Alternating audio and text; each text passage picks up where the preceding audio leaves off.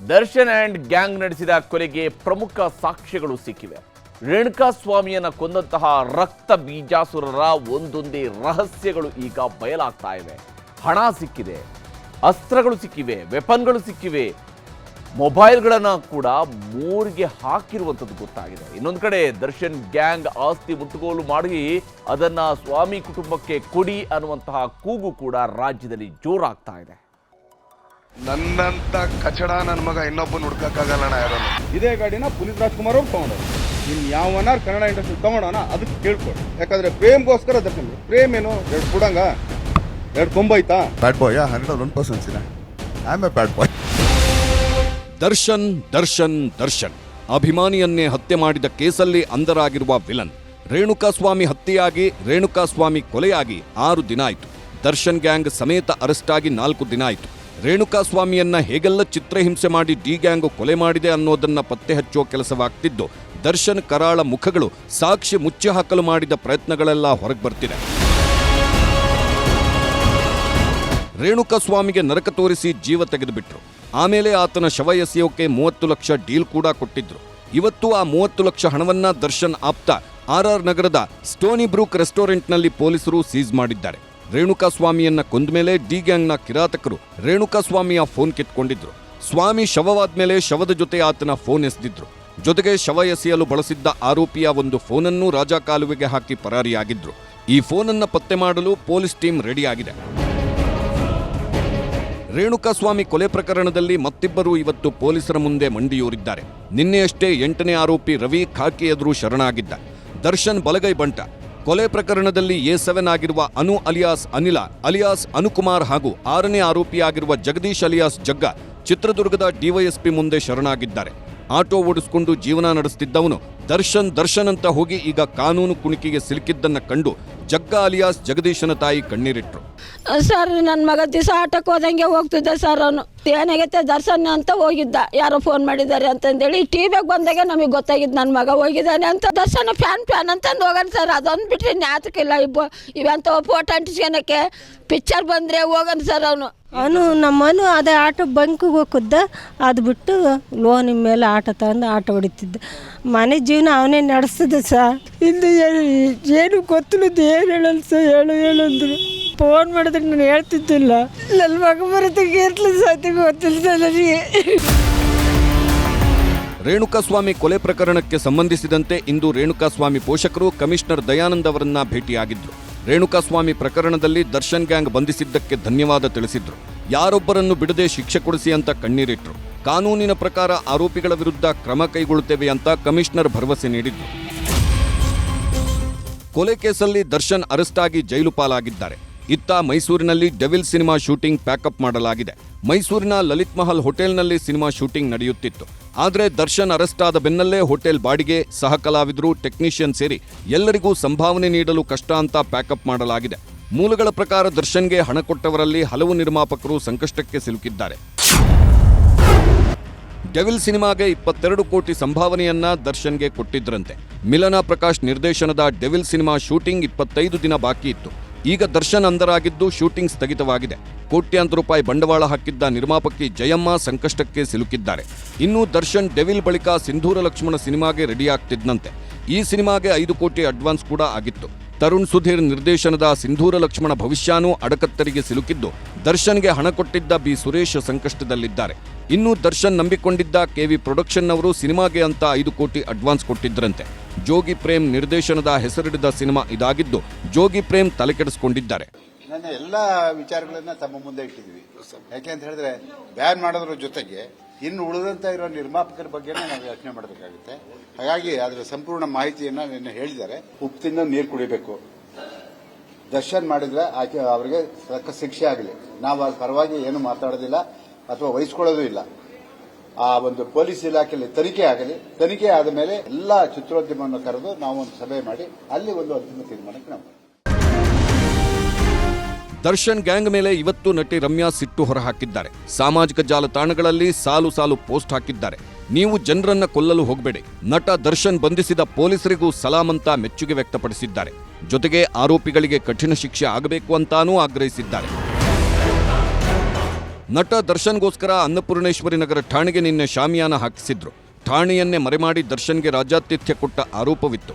ಇವತ್ತು ವಕೀಲರ ತಂಡ ದರ್ಶನ್ಗೆ ಸಿಗರೇಟು ಬಿರಿಯಾನಿ ಕೊಡ್ತಿದ್ದಾರೆ ಅಂತ ಗೊತ್ತಾಗಿ ಸ್ಟೇಷನ್ಗೆ ಬಂದ್ರು. ಪೊಲೀಸ್ ಠಾಣೆಯಲ್ಲಿರುವ ಸಿಸಿಟಿವಿ ದೃಶ್ಯಗಳನ್ನು ಕೊಡಬೇಕು ಅಂತ RTI ನಡಿ ಅರ್ಜಿ ಹಾಕಿದ್ದಾರೆ. ಅಪರಾಧಿಗಳನ್ನೇ ಸ್ಪೆಷಲ್ ಟ್ರೀಟ್ಮೆಂಟ್ ಕೊಡ್ತಾ ಇದ್ದಾರೆ ಅಂತ ನಮಗೆಲ್ಲ ಸುದ್ದಿ ಗೊತ್ತಾಗಿದೆ. ಅದನ್ನ ಮಾತಾಡ್ಲಿಕ್ಕೆ ನಾವು DCP ಹತ್ರ ಬಂದಿವಿ ನಾವು. ಬಟ್ ಆದ್ರೆ ಯಾವ ಕಾರಣಕ್ಕೂ ಈಕ್ವಲ್ ಲಾ ಅಂತ ಹೇಳಿದ್ರೆ ಕಾನೂನು ಎಲ್ಲರೂ ಈಕ್ವಲ್ ಆಗಿರ್ಬೇಕು. ಎಲ್ಲರೂ ಗೊತ್ತಿದೆ. ಈಗ CCTV ಕ್ಯಾಮೆರಾ ಹಾಕಿವಿ ನಾವು. ಯಾವ ಕಾರಣಕ್ಕೂ ಇಲ್ಲ ಅಂತ ಹೇಳಕ್ಕಾಗಲ್ಲ. ಅದು ಬಂದ ಮೇಲೆ ಸತ್ಯಾಂಶ ನಿಜ ಗೊತ್ತಾಗುತ್ತೆ ನಮಗೆ. ಇನ್ನೊಂದು ಕಡೆ ಸೆಕ್ಷನ್ 144 ಹಾಕಿ ರಸ್ತೆಯನ್ನೇ ಬಂದ್ ಮಾಡಿದ್ರು. ಇವತ್ತು ಬೆಳಿಗ್ಗೆ ಜನರ ಆಕ್ರೋಶ ಹೆಚ್ಚಾಯಿತು. ಕೊನೆಗೆ ಗೃಹ ಸಚಿವ ಪರಮೇಶ್ವರ್ ಸೂಚನೆ ಮೇರೆಗೆ ರಸ್ತೆಗೆ ಹಾಕಿದ್ದ ಬ್ಯಾರಿಕೇಡ್ ತೆಗೆದಿದ್ದಾರೆ ಪೊಲೀಸರು.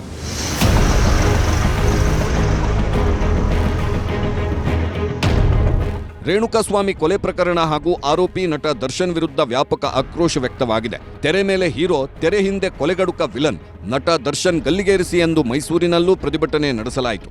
ಅಷ್ಟೇ ಅಲ್ಲ, ದರ್ಶನ್ ಹಾಗೂ ಆತನ ಸಹಚರರ ಆಸ್ತಿ ಮುಟ್ಟುಗೋಲು ಹಾಕಿ ರೇಣುಕಾಸ್ವಾಮಿ ಕುಟುಂಬಕ್ಕೆ ಕೊಡಿಸಿ ಅಂತಾನೂ ಪ್ರತಿಭಟನಾಕಾರರು ಆಗ್ರಹಿಸಿದ್ರು.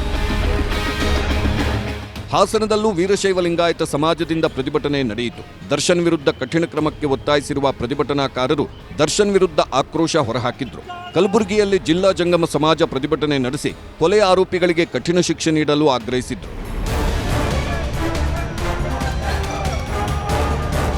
Bureau report, news 18 Kannada. Renukaswamy ಕೊಲೆ ಕೇಸನ್ನು ಪೊಲೀಸರು ಬಹಳ ಸೀರಿಯಸ್ ಆಗಿ ತಗೊಂಡು ವಿಚಾರಣೆಯನ್ನು ನಡೆಸ್ತಾ ಇದ್ದಾರೆ, ತನಿಖೆಯನ್ನು ಮುಂದುವರಿಸಿದ್ದಾರೆ. ಪ್ರತಿ ಹಂತದಲ್ಲೂ ಕೂಡ ತನಿಖೆ ಸಾಗ್ತಾ ಇದೆ. ಕಮಿಷನರ್ ಅವರು ಕೂಡ ಠಾಣೆಗೆ ಹಾಜರಾಗಿ ಅಲ್ಲೂ ಹೋಗಿ ತನಿಖೆಯ ಮಾಹಿತಿಯನ್ನು ಪಡೆದಿದ್ದಾರೆ. ಇದರ ಬೆನ್ನಲ್ಲಿ 17 ಆರೋಪಿಗಳ ಪೈಕಿ 5 ಜನ ಸ್ವಇಚ್ಛಾ ಹೇಳಿಕೆಯನ್ನು ದಾಖಲಿಸಿದ್ದಾರೆ. ಇದರಲ್ಲಿ ಪವಿತ್ರ ಗೌಡ, ದರ್ಶನ್ ಸೇರಿ ಉಳಿದ 3 ಹೇಳಿಕೆಗಳು ಏನೇನು ಅನ್ನೋದನ್ನು ನಿಮಗೆ ತೋರಿಸ್ತೀನಿ.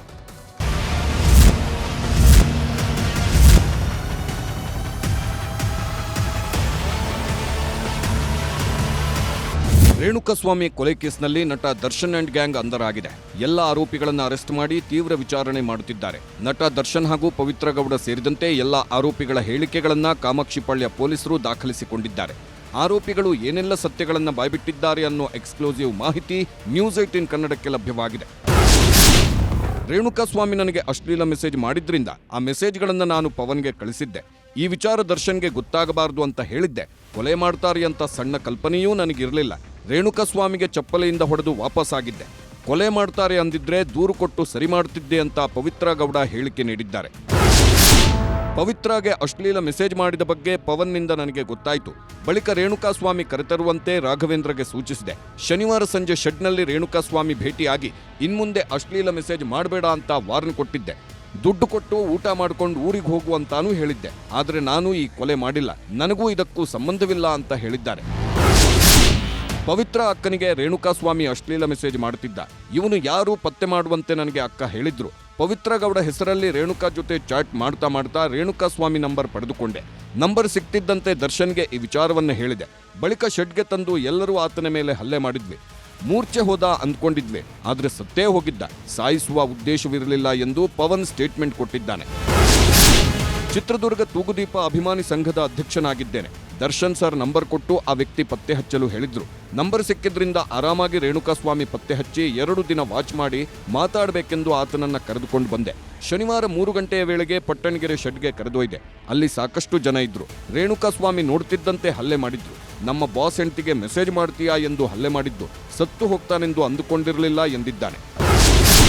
ಅಶ್ಲೀಲ ಮೆಸೇಜ್ ಮಾಡಿದವನ ಪತ್ತೆ ಮಾಡುವಂತೆ ಬಾಸ್ ಹೇಳಿದ್ರು. ಹೀಗಾಗಿ ರಾಘವೇಂದ್ರ ಜೊತೆ ನಿರಂತರ ಸಂಪರ್ಕದಲ್ಲಿದ್ದೆ.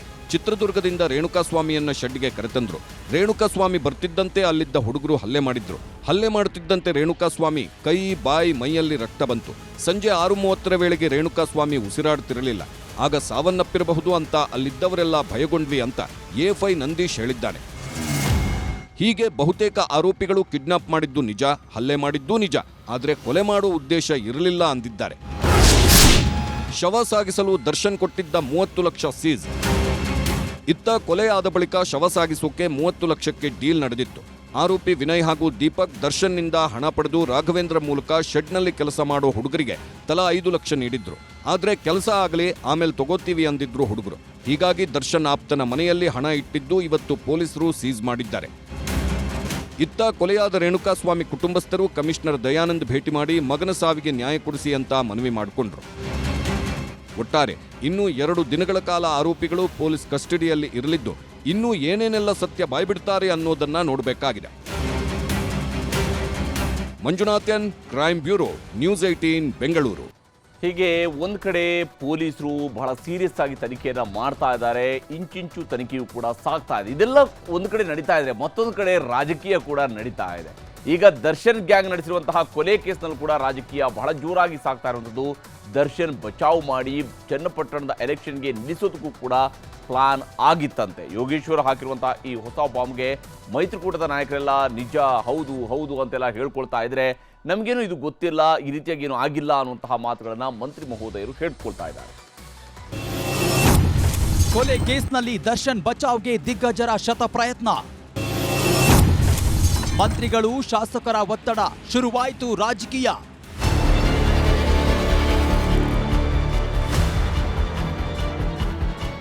ರೇಣುಕಾಸ್ವಾಮಿ ಮನುಷ್ಯ ಅನ್ನೋದನ್ನು ಮರೆತು ಫುಟ್ಬಾಲ್ ತರ ಎತ್ತಿ ಎಸೆದ್ರು. ಮುಖ ಮೂತಿ ನೋಡದೆ ಕ್ರೂರವಾಗಿ ಹಲ್ಲೆ ಮಾಡಿದ್ರು. ಮರ್ಮಾಂಗಕ್ಕೆ ಒದ್ದು ಅಮಾನುಷವಾಗಿ ಕೊಂದ್ರು. ದರ್ಶನ್ ಗ್ಯಾಂಗ್ ಕ್ರೂರತ್ವ ಹೇಗಿತ್ತು ಅನ್ನೋದನ್ನ ಇಂಚಿಂಚು ಸಾರಿ ಹೇಳಿ ಅಂತಿದೆ ಪೊಲೀಸ್ ರೆಕಾರ್ಡ್. ಆದ್ರೂ ದರ್ಶನ್ನನ್ನ ಬಚಾವ್ ಮಾಡೋಕೆ ಕೆಲವು ಮಂತ್ರಿಗಳು, ಶಾಸಕರು, ಸಮಾಜದ ಗಣ್ಯ ವ್ಯಕ್ತಿಗಳು ಪೊಲೀಸರಿಗೆ ಒತ್ತಡ ಹಾಕಿದ್ರಂತೆ. ಇದು ದರ್ಶನ್ ಪ್ರಕರಣದಲ್ಲಿ ಚರ್ಚೆ ಆಗ್ತಿರುವ ಪಾಲಿಟಿಕ್ಸ್ ಮ್ಯಾಟ್ರು. ಇಷ್ಟು ದಿನ ಅಂತೆ ಕಂತೆ ಅಂತಿದ್ದ ದರ್ಶನ್ ಪ್ರಕರಣಕ್ಕೆ ಇವತ್ತು ಬಿಜೆಪಿ, ಕಾಂಗ್ರೆಸ್, ಜೆಡಿಎಸ್ ನಾಯಕರು ಕೊಡ್ತಿರುವ ಹೇಳಿಕೆಗಳು ಪುಷ್ಟಿ ಕೊಟ್ಟಿವೆ. ಇದಕ್ಕೆ ಕಾರಣ ಇವತ್ತು ಯಾಕೆಂದ್ರೆ ಸರ್ಕಾರದಲ್ಲಿರ್ತಕ್ಕಂಥ ಪೊಲೀಸ್ ಅಧಿಕಾರಿಗಳೇ ಹಣದ ವ್ಯಾಮೋಹಕ್ಕೆ ಬಲಿಯಾಗಿ, ಏಕೆಂದ್ರೆ ಅವ್ರ ಪಾಪ ಅಲ್ಲಿ ಕೊಟ್ಟು ಬಂದವರಲ್ಲ, ಅದು ಸಂಪಾದನೆ ಮಾಡಬೇಕಲ್ಲ. ಅದಕ್ಕೋಸ್ಕರವಾಗಿ ಇವತ್ತು ಆಡಳಿತದಲ್ಲಿ ಸಂಪೂರ್ಣವಾಗಿ ಕುಸಿತ ಆಗಿದೆ. ಅಧಿಕಾರಿಗಳಿಗೂ ನಾನು ದೋಷ ಕೊಡಲ್ಲ. ಈ ಸರ್ಕಾರ ಇದನ್ನ ಒಂದು ಗಾದೆ ಇದೆಯಲ್ಲ ಹಿಂದೆ, ಯಥಾರಾಜ ತಥಾ ಪ್ರಜೆ, ಯಥಾರಾಜ ತಥಾ ಪ್ರಜೆ. ಏನು ಮಾಡೋಕ್ಕಾಗಲ್ಲ, ಇದರಿಂದ ಹೆಚ್ಚಿನ ನಾವು ನಿರೀಕ್ಷೆ ಇಟ್ಕೊಳ್ಳಿಕ್ಕಾಗಲ್ಲ. ಕಾಂಗ್ರೆಸ್ ಸರ್ಕಾರ ಬಂದ ಮೇಲೆ ಈ ರಾಜ್ಯದಲ್ಲಿ ಯಾರಿಗೂ ರಕ್ಷಣೆ ಇಲ್ಲ ಅನ್ನುವಂತ ಸ್ಥಿತಿ ನಿರ್ಮಾಣ ಆಗಿದೆ. ನಿರಂತರವಾದಂತ ಕೊಲೆಗಳು ನಡೀತಾ ಇದಾವೆ. ಈ ಎಲ್ಲ ಕೊಲೆಗಳಿಗೆ ಕಾರಣ ಈ ಸರ್ಕಾರ ಕೊಲೆಗಾರರ ಪರವಾಗಿ ನಿಂತಿರುವಂತದ್ದು, ಬೆಂಬಲ ಕೊಡುವಂತದ್ದು, ರಕ್ಷಣೆ ಮಾಡುವಂತದ್ದು ಮತ್ತು ಕೊಲೆಗಾಟುಗರಿಗೆ ಭಯ ಇಲ್ಲ ಅನ್ನುವಂತ ಸ್ಥಿತಿ ಈ ರಾಜ್ಯದಲ್ಲಿ ನಿರ್ಮಾಣ ಆಗಿರುವಂತದ್ದು. ಕಾನೂನಿನ ಮುಂದೆ ಯಾರು ದೊಡ್ಡವರಿಲ್ಲ, ಯಾರು ಚಿಕ್ಕವರಿಲ್ಲ. ಕಾನೂನಿನಂತೆ ಶಿಕ್ಷೆ ಆಗಬೇಕು, ಕಾನೂನಿನಂತೆ ತನಿಖೆ ಆಗಬೇಕು ಅನ್ನುವಂಥ ಆಗ್ರಹವನ್ನು ನಾನು ಮಾಡ್ತಾ ಇದ್ದೀನಿ. ಕೆಲವು ಸಚಿವರು ಮತ್ತು ಕಾಂಗ್ರೆಸ್ ಪಾರ್ಟಿಯ MLAಗಳು ನಡ್ಕೊಳ್ತಾ ಇರೋಂಥ ರೀತಿ ನೋಡಿದ್ರೆ ಹಸ್ತಕ್ಷೇಪವನ್ನು ಮಾಡಿ ತನಿಖೆಗಿಂತ ಮೊದಲೇ ಮತ್ತು ವಿಚಾರಣೆಗಿಂತ ಮೊದಲೇ ಅವರಿಗೆ ಒಂದು ರೀತಿಯಲ್ಲಿ ಫ್ರೀ ಹ್ಯಾಂಡ್ ಅವರನ್ನು ಫ್ರೀ ಮಾಡಬೇಕು, ಅವರನ್ನು ಮುಕ್ತಗೊಳಿಸಬೇಕು ಅನ್ನುವಂಥ ಸಂಚು ನಡೀತಾ ಇದೆ ಅಂತ ಅನ್ನಿಸ್ತಾ ಇದೆ.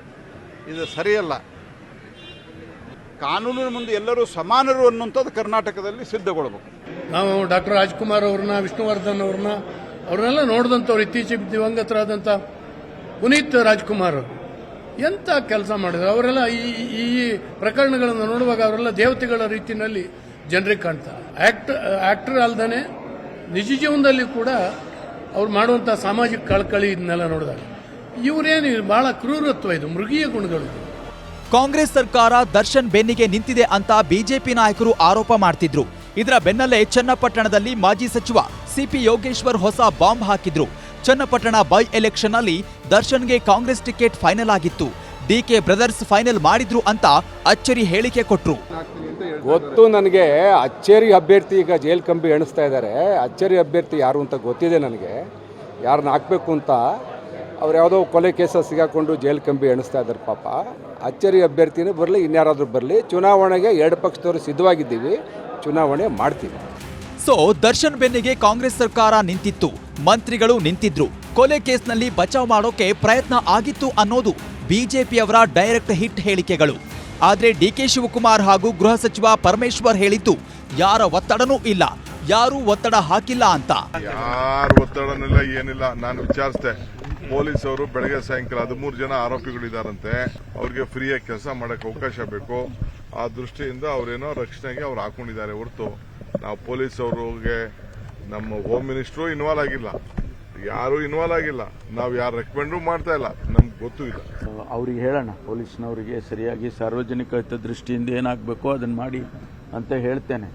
ಆದರೆ ಅವರು ಇನ್ವೆಸ್ಟಿಗೇಷನ್ ಮಾಡೋದಕ್ಕೂ ಕೂಡ ನಾವು ಅವರಿಗೆ ಫ್ರೀಯಾಗಿ ಬಿಡಬೇಕು.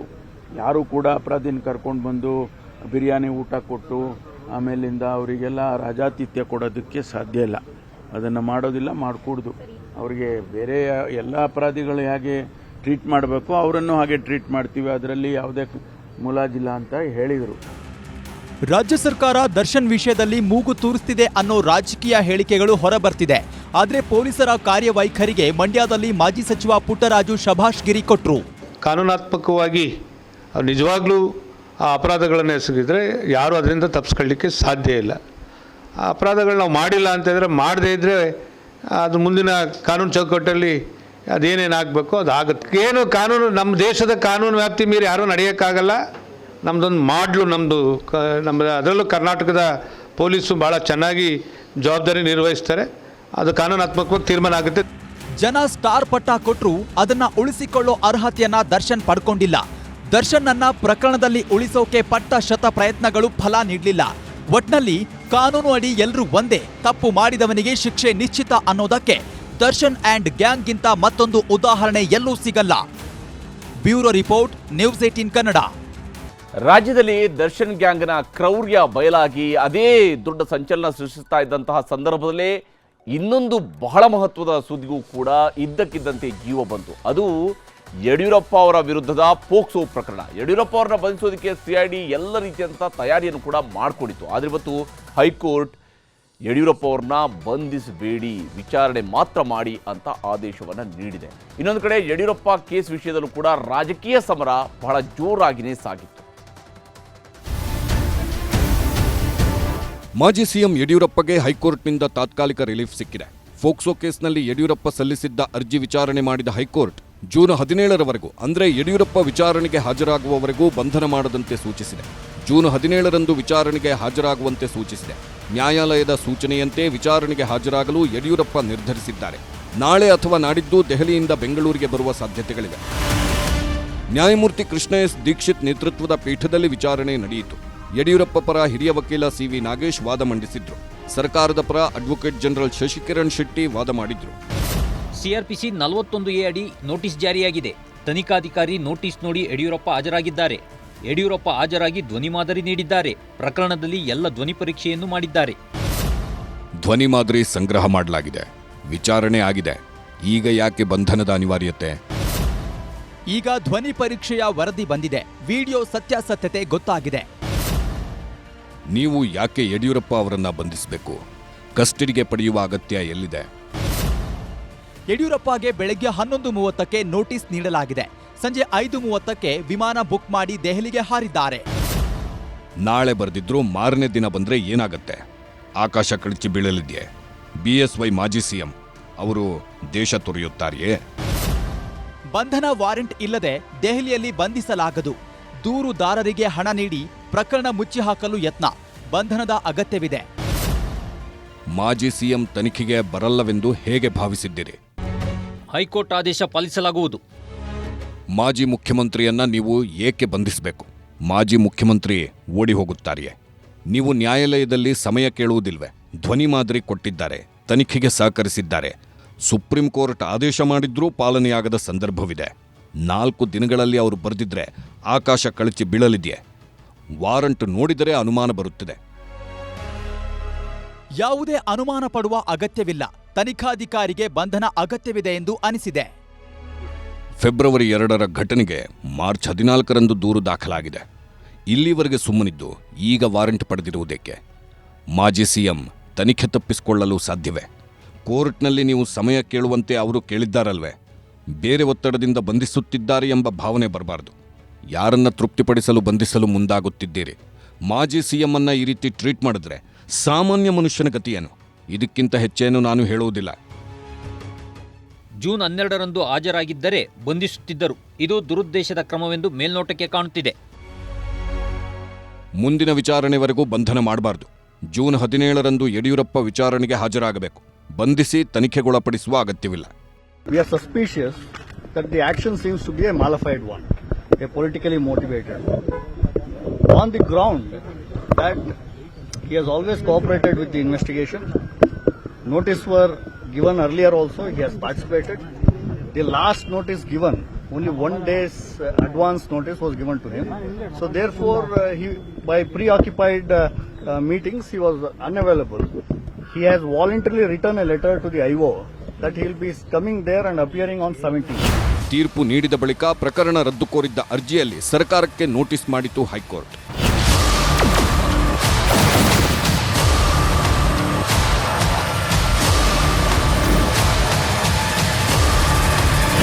ಕೋರ್ಟ್ನಲ್ಲಿ ವಾದ ಪ್ರತಿವಾದ, ಸಿಐಡಿ ತನಿಖೆ ನಡೆಯುತ್ತಿರೋ ಬೆನ್ನಲ್ಲೇ ಯಡಿಯೂರಪ್ಪ ಕೇಸ್ ವಿಚಾರವಾಗಿ ರಾಜಕಾರಣಿಗಳ ಮಧ್ಯೆ ರಾಜಕೀಯ ವಾಗ್ದಾಳಿಯೇ ನಡೆಯುತ್ತಿದೆ. We are not going to do vindictive politics. We are respecting rule of law. We are respecting law of the land. Whatever law says, we will go by it. ಯಡಿಯೂರಪ್ಪನವರು ಮೊನ್ನೆ ರಾಹುಲ್ ಗಾಂಧಿ ಅವರು ಅವರಿಗೆ ನಾನ್ ಬೇಲೇಬಲ್ ವಾರಂಟ್ ಆಯಿತು ಸುಳ್ಳು ಆರೋಪ ಮಾಡಿದ್ದಕ್ಕೆ. ಅದಾದ ನಂತರ ಈ ಒಂದು ಕೃತ್ಯಗಳು ಶುರು ಆಗಿದ್ದಾವೆ. ಇಶ್ಯೂ ಡೈವರ್ಟ್ ಮಾಡಬೇಕನ್ನೋ ಕಾರಣಕ್ಕಾಗಿ ಮತ್ತು ಸೇಡು ತೀರಿಸಿಕೊಳ್ಳುವ ಸಂಬಂಧ ಯಡಿಯೂರಪ್ಪನವ್ರ ಮೇಲೆ ಸ್ವತಃ ಸರ್ಕಾರವೇ ಹೋಗಿ ನೀವು ಅವರ ಅರೆಸ್ಟಿಗೆ ಆದೇಶ ಕೊಡಿ ಅಂತೇಳಿ ಕೋರ್ಟ್ನಲ್ಲಿ ಪ್ರಸ್ತುತಪಡಿಸಿ ಆದೇಶವನ್ನು ತೆಗೆದುಕೊಂಡಿದೆ. ಕಾಂಗ್ರೆಸ್ ಪಾರ್ಟಿ ಯಾರ ಮೇಲೂ ದ್ವೇಷ ಮಾಡಲಿಕ್ಕೆ ಹೋಗುವುದಿಲ್ಲ. ದ್ವೇಷದ ರಾಜಕಾರಣದ ಬಗ್ಗೆ ನಾನೇನಾದ್ರು ಮಾತಾಡಕ್ಕೆ ಹೋದ್ರೆ ಅದು ಎಲ್ಲೆಲ್ಲೋ ಹೋಗ್ತದೆ. ರಾಹುಲ್ ಗಾಂಧಿ ಅವ್ರ ಕಷ್ಟ ಅವ್ರಿಗೆ, ಅಲ್ಲೆಲ್ಲ ಬಂದರು, ಕೋರ್ಟ್ಗೆ ಹೋದ್ರು, ಕೇಸ್ ಹಾಕಿದ್ರು. ಅವ್ರ ಮೇಲೆ ಕೇಸ್ ಹಾಕಿದ್ದು ಯಾವ ರಾಜಕಾರಣ? ಬಿಜೆಪಿಯವ್ರಿಗೂ ಇದು ಅಡ್ವರ್ಟೈಸ್ಮೆಂಟು ರಾಹುಲ್ ಗಾಂಧಿನ ಏನು ಹಾಕಿದ್ರು? ದ್ವೇಷದ ರಾಜಕಾರಣ ಮಾಡ್ತಾವ್ರು ಬಿಜೆಪಿಯವರು. ಏನು ಅವ್ರೇನು ಅಡ್ವರ್ಟೈಸ್ಮೆಂಟ್ ಕೊಟ್ಟಿದ್ದಾರೆ ರಾಹುಲ್ ಗಾಂಧಿ? ರಾಹುಲ್ ಗಾಂಧಿ AICC ಅಧ್ಯಕ್ಷರ, KPCC ಅಧ್ಯಕ್ಷರ, ಅವ್ರೇನು ಅಡ್ವರ್ಟೈಸ್ಮೆಂಟ್ ಕೊಟ್ಟಿರಲಿಲ್ಲ. 82 ವರ್ಷದ ಯಡಿಯೂರಪ್ಪನವರನ್ನ ನಮ್ಮ ಕುಟುಂಬ ಮುಗಿಸಬೇಕು ಅಂತ ಹೇಳಿ ಏನೇನು ನಡೆಸಿದ್ರಿ ಅನ್ನೋದು ಅದೊಂದು ಭಾಗ ಇರಲಿ. ಆದರೆ ನನಗೆ ನೋವಾಗಿದ್ದು ನಿನ್ನೆ ದಿನ ಈ ರಾಜ್ಯದಲ್ಲಿ 4 ಬಾರಿ ಮುಖ್ಯಮಂತ್ರಿಗಳಾಗಿ 82 ವರ್ಷದ ಯಡಿಯೂರಪ್ಪನವ್ರ ಬಗ್ಗೆ ಯಾವ ಕುತಂತ್ರ ನಡೆಸ್ಕೊಂಡು ನೀವು ಅರೆಸ್ಟ್ ಮಾಡಬೇಕು ಅಂತೇಳಿ ಅವ್ರ ಮೇಲೆ ಕೈ ಹಾಕಿದ್ದೀರಿ. ದೇವೇಗೌಡರ ಕುಟುಂಬ ಮುಗಿಸಾಯಿತು, ಈಗ ಯಡಿಯೂರಪ್ಪನವ್ರ ಕುಟುಂಬನೂ ಮುಗಿಸೋಣ ಅಂತಕ್ಕಂಥದ್ದು ನಿಮ್ಮ ಈ ಕುತಂತ್ರ ಇದೆಯಲ್ಲ. ಮುಂದಿನ ದಿನ ಈ ರಾಜ್ಯದಲ್ಲಿ ಕಾಂಗ್ರೆಸ್ಸು ಸಂಪೂರ್ಣ ಸರ್ವನಾಶ ಆಗೋದನ್ನ ಯಾರೂ ತಪ್ಪಿಸಲಿಕ್ಕೆ ಸಾಧ್ಯ ಇಲ್ಲ. ಚುನಾವಣೆಯಲ್ಲಿ ಗೆಲ್ಲಕ್ಕೋಸ್ಕರವಾಗಿ ಹಲವಾರು ಕುಟುಂಬದ ಬಾಳನ್ನು ಹಾಳು ಮಾಡಿರ್ತಕ್ಕಂಥ ಇಂಥ ನೀಚ ಸರ್ಕಾರ ಇದು.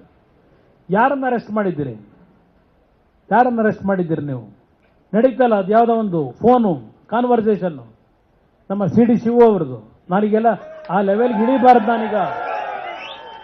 ನಾನು ಕೇಂದ್ರದ ಸಚಿವನೇನಿದ್ದೇನೆ, ಅವ್ರ ಲೆವೆಲ್ಗೆ ನಾನು ಬರಬಾರ್ದು. ಈಗ ನಾವು ಯಾಕೆ ದ್ವೇಷದ ರಾಜಕಾರಣ ಮಾಡೋಣ?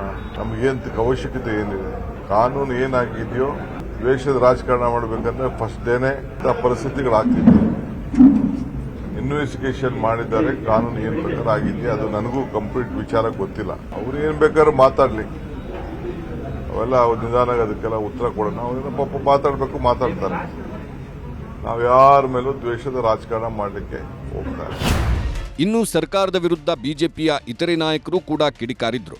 ಹಿರಿಯ ನಾಯಕರು ಯಡಿಯೂರಪ್ಪನವರು ಈ ಕಾರಣಕ್ಕಾಗಿ ಅವರ ಬಗ್ಗೆ ಯಾಕೆ ಈ ರೀತಿ ಆರೋಪ ಬಂದಿದೆ ಅನ್ನುವಂಥದ್ದನ್ನ ಖಂಡಿತವಾಗಿ ಈ ರಾಜ್ಯದ ಜನ ಗಮನಿಸ್ತಾ ಇದ್ದಾರೆ. ಕಾಂಗ್ರೆಸ್ ಸರ್ಕಾರದ ಎಲ್ಲರ ಮೇಲೆ ಕೇಸ್ ಹಾಕುವಂತ ಒಂದು ಪ್ರಕರಣಗಳನ್ನು ಕೂಡ ಗಮನಿಸ್ತಾ ಇದ್ದಾರೆ.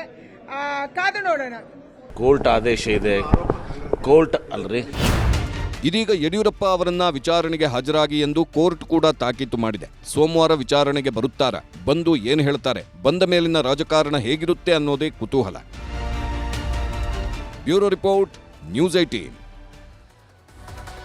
ಒಂದು ಕಡೆ ದರ್ಶನ್ ಗ್ಯಾಂಗ್ ಎಸಗಿರುವಂತಹ ಒಂದು ಬರ್ಬರವಾದಂತಹ ಕೊಲೆ, ಮತ್ತೊಂದು ಕಡೆಯಲ್ಲಿ ಯಡಿಯೂರಪ್ಪ ಅವರ ವಿರುದ್ಧದ ಪೋಕ್ಸೋ ಕೇಸ್, ಇವೆಲ್ಲವೂ ಕೂಡ ರಾಜ್ಯದಲ್ಲಿ ಬಹಳ ಸದ್ದು ಮಾಡ್ತಾ ಇದ್ದಾವೆ. ಹಾಗಾದರೆ ಇಷ್ಟು ದಿನ ಸದ್ದು ಮಾಡ್ತಾ ಇದ್ದಂಥ ಪ್ರಜ್ವಲ್ ಕೇಸ್ ಏನಾಯಿತು ಅನ್ನುವಂಥ ಪ್ರಶ್ನೆ ಎಲ್ಲರಿಗೂ ಕೂಡ ಇದ್ದೇ ಇರುತ್ತೆ. ಪ್ರಜ್ವಲ್ ಪ್ರಕರಣದಲ್ಲಿ ಈಗ SIT ಕೂಡ ಮಹತ್ವದ ಹೆಜ್ಜೆಗಳನ್ನು ಇಡ್ತಾ ಇದೆ. ಕೋರ್ಟ್ನಿಂದಲೂ ಕೂಡ ವಿಚಾರಣೆಗೆ ಸಂಬಂಧಪಟ್ಟಂತೆ ಮಹತ್ವದ ಮನವಿಯನ್ನು ಸಲ್ಲಿಕೆ ಮಾಡಿ ಅನುಮತಿಗಾಗಿ ನಿರೀಕ್ಷೆಯನ್ನು ಇಟ್ಟಿರುವಂಥದ್ದು. ರವಿನ ವರದಿಯನ್ನು ನಿಮಗೆ ತೋರಿಸ್ತೀನಿ.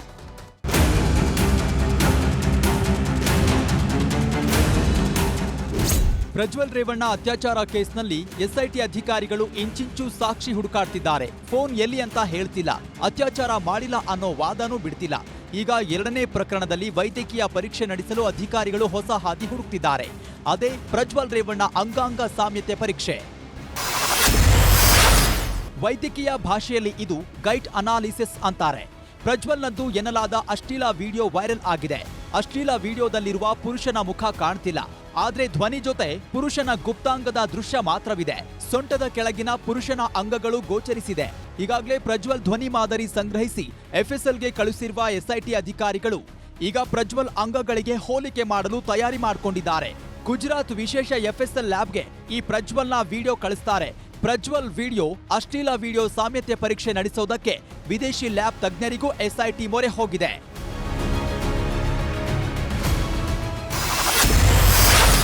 ಏನಿದು ಗೈಟ್ ಅನಾಲಿಸಿಸ್ ಅಂತ ಗೊತ್ತಾ? ಪತ್ರಕರ್ತೆ ಗೌರಿ ಲಂಕೇಶ್ ಹತ್ಯೆಯಾದಾಗ ಗುಂಡು ಹಾರಿಸಲು ಬಂದಿದ್ದ ಆರೋಪಿ ಪರಶುರಾಮ್ ವಾಗೋರೆಯ ಅಸ್ಪಷ್ಟ ಮುಖಚಹರೆ ಸಿಸಿಟಿವಿ ಕ್ಯಾಮೆರಾದಲ್ಲಿ ಪತ್ತೆಯಾಗಿತ್ತು. ಬಂಧನದ ಬಳಿಕ ಪರಶುರಾಮ್ ವಾಗೋರೆಯನ್ನ ಕರ್ಕೊಂಡು ಹೋಗಿ ಇದೇ ಥರ ಘಟನೆಯನ್ನ ಮರುಸೃಷ್ಟಿಸಿ ವಿಡಿಯೋ ಮಾಡಿದ್ರು. ಆಗ ಗುಜರಾತ್ ಎಫ್ಎಸ್ಎಲ್ ತಜ್ಞರು ಇವನೇ ಗುಂಡಿಟ್ಟವನು ಅಂತ ಸಾಬೀತಾಗಿತ್ತು. ಅದೇ ಥರ ಪ್ರಜ್ವಲ್ ವಿಡಿಯೋ ಮಾಡಿ ಎಫ್ಎಸ್ಎಲ್ಗೆ ಕಳಿಸೋಕೆ ಎಸ್ಐಟಿ ಸಿದ್ಧತೆ ಮಾಡಿಕೊಂಡು ಕೋರ್ಟ್ ಮೊರೆ ಹೋಗಲು ನಿರ್ಧರಿಸಿದೆ.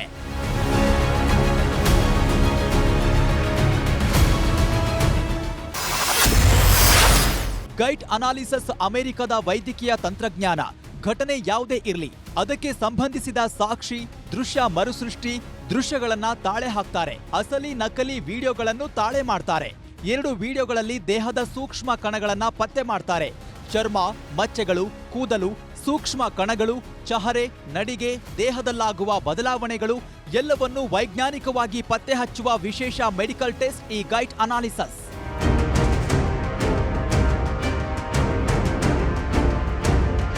ಪ್ರಜ್ವಲ್ ರೇವಣ್ಣನಿಗೆ ಅಂಗಾಂಗ ಸಾಮ್ಯತೆ ಪರೀಕ್ಷೆಗೆ ಕೋರ್ಟ್ ಅನುಮತಿ ಕೊಡಬೇಕು.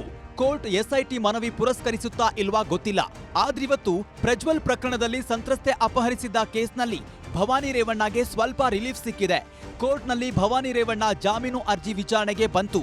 ಭವಾನಿ ಪರ ವಕೀಲ ಸಿವಿ ನಾಗೇಶ್ ಹಾಗೂ ಸರ್ಕಾರದ ಪರವಾಗಿ ರವಿವರ್ಮ ಕುಮಾರ್ ವಾದ ಮಂಡಿಸಿದ್ರು. ಸುದೀರ್ಘ ವಾದ ಪ್ರತಿವಾದ ಆಲಿಸಿದ ಹೈಕೋರ್ಟ್ ಭವಾನಿ ರೇವಣ್ಣಗೆ ಮಂಜೂರು ಮಾಡಿರುವ ನಿರೀಕ್ಷಣಾ ಜಾಮೀನನ್ನ ಮುಂದುವರಿಸಿದೆ. Gangadhar ವಾಗಟ, crime bureau, news 18 Kannada.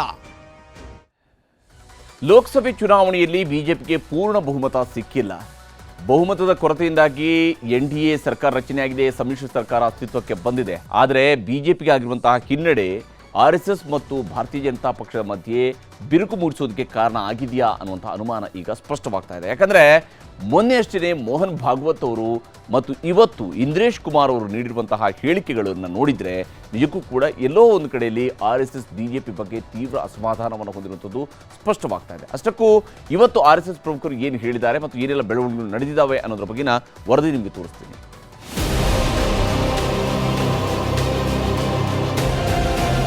Lok Sabha ಚುನಾವಣೆಯಲ್ಲಿ ಬಹುಮತಕ್ಕೆ ಮುಟ್ಟದ ಬಿಜೆಪಿ ಮೇಲೆ ಆರ್ಎಸ್ಎಸ್ ಸಿಟ್ಟಾಗಿದೆ. ಮೊನ್ನೆಯಷ್ಟೇ ಆರ್ಎಸ್ಎಸ್ ಮುಖ್ಯಸ್ಥ ಮೋಹನ್ ಭಾಗವತ್ ನಿಜವಾದ ದುರಹಂಕಾರಿ, ಆರ್ಎಸ್ಎಸ್ನ ಸ್ವಯಂ ಸೇವಕನಾಗಲಾರ ಅಂತ ಪರೋಕ್ಷವಾಗಿ ಪ್ರಧಾನಿ ಮೇಲೆ ಗುಡುಗಿದ್ರು. ಆದ್ರಿವತ್ತು ಆರ್ಎಸ್ಎಸ್ ನಾಯಕ ಇಂದ್ರೇಶ್ ಕುಮಾರ್ ನೇರವಾಗಿ ಆಕ್ರೋಶವನ್ನ ಹೊರಹಾಕಿದ್ದಾರೆ. ಅಹಂಕಾರ ಪಟ್ಟಿದ್ದಕ್ಕೆ ಬಿಜೆಪಿಗೆ 241 ಬಂದಿದೆ ಅಂತ ಆಕ್ರೋಶ ಹೊರಹಾಕಿದ್ರು. काम करने वाला उस मर्यादा का ध्यान रखता है.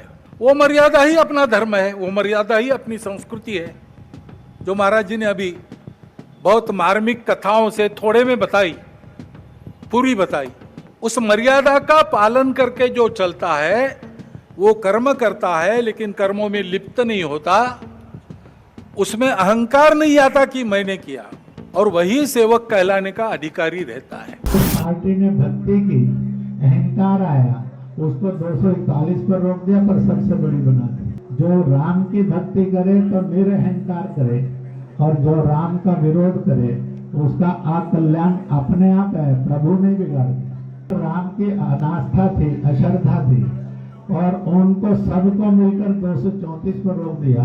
कहा तुम्हारी अनास्था का यही दंड तुम्हें है कि तुम सफल नहीं हो सकते. ರಾಜಸ್ಥಾನದ ಜೈಪುರದ ಕನೋಟಾದಲ್ಲಿ ರಾಮರಥ ಅಯೋಧ್ಯೆ ಯಾತ್ರಾ ಸಮಾರಂಭದಲ್ಲಿ ಇಂದ್ರೇಶ್ ಕುಮಾರ್ ಹೇಳಿದ ಮಾತುಗಳಿವು. ಇಂದ್ರೇಶ್ ಅವರ ಮಾತಲ್ಲಿ ಇಂಡಿಯಾ ಕೂಟನೂ ಟಾರ್ಗೆಟ್ ಆಗಿತ್ತು. ಹಾಗಾಗಿ ಕಾಂಗ್ರೆಸ್ನವರು ಹೆಚ್ಚು ಪ್ರತಿಕ್ರಿಯೆ ಕೊಡಲಿಲ್ಲ. ಆದ್ರೆ ಅಯೋಧ್ಯೆ ರಾಮ ಜನ್ಮಭೂಮಿಯ ಪ್ರಮುಖರು ಇಂದ್ರೇಶ್ ಜಿ ಹೇಳಿಕೆಯನ್ನ ಖಂಡಿಸಿದ್ರು. ये कहना बिल्कुल गलत बात है इंद्रेश जी का। इंद्रेश जी तो रात दिन मुस्लिम प्रचार में लगे रहे, उसी संगठन में रहे, लेकिन एक वोट भी इंद्रेश जी नहीं दिला पाए। बिल्कुल गलत बात है। प्रधानमंत्री हमारा साधु है। इंद्रेश जी हिंदू और मुसलमान की एकता के लिए प्रयास करते रहे, लेकिन उनका प्रयास बिल्कुल विफल हो गया। मुसलमान ने भाजपा को वोट दिया ही नहीं, लेकिन इसमें स्वयं इंद्रेश जी असफल हो गए। इसलिए वो आरोप, अपने असफल होने का आरोप भाजपा पर लगाते हैं और उसको ಲೋಕಸಭೆಯಲ್ಲಿ ಈ ಸಲ ಬಿಜೆಪಿ 350ರ ಗಡಿ ದಾಟುತ್ತೆ ಅನ್ನೋ ನಿರೀಕ್ಷೆಗಳಿತ್ತು. ಆದ್ರೆ ಇಂಡಿಯಾ ಕೂಟದ ವಾಗ್ದಾಳಿಗಳು, ಪ್ರಚಾರಗಳು, ಗ್ಯಾರಂಟಿಗಳ ಜೊತೆ ಬಿಜೆಪಿಯ ಸ್ವಯಂಕೃತ ಅಪರಾಧಗಳು ಕಮಲಕ್ಕೆ ಬಹುಮತ ದಕ್ಕುವಂತೆ ಮಾಡಲಿಲ್ಲ. ಈಗ ಆರ್ಎಸ್ಎಸ್ ಪ್ರಮುಖರೇ ಬಿಜೆಪಿ ಮೇಲೆ ಆಕ್ರೋಶ ಹೊರಹಾಕ್ತಿರೋದು ವಿರೋಧಿಗಳಿಗೆ ಭರ್ಜರಿ ಆಹಾರವಾಗಿದೆ. Bureau report, news 18.